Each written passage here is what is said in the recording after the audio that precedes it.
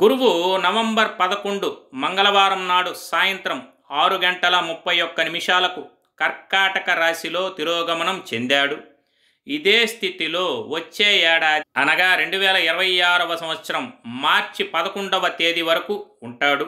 గురుగ్రహం గౌరవం, ధనానికి అధిపతి. ఈ గ్రహం వక్రగతిలో ఉండటం వల్ల ఇప్పుడు దీని ప్రభావం చాలా రహస్యంగా ఉంటుంది. ముఖ్యంగా ద్వాదశ రాశులలో కుంభరాశి వారికి ఈ గురువు తిరోగమన కాలంలో ధనయోగం అనేది బలీయంగా ఉంటుంది. కొత్త ఆర్థిక పథకాలు రూపొందుతాయి. గతంలో ఉన్న మీ సమస్యలన్నీ మబ్బు వీడినట్లు తీరిపోతాయి.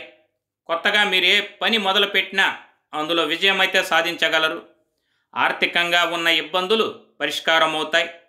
ఈ రాశి ఉద్యోగులు ఈ వీడియో గురించి పూర్తి సమాచారం కొరకు కింద కనపడుతున్న లింక్ని క్లిక్ చేసి చూడగలరు.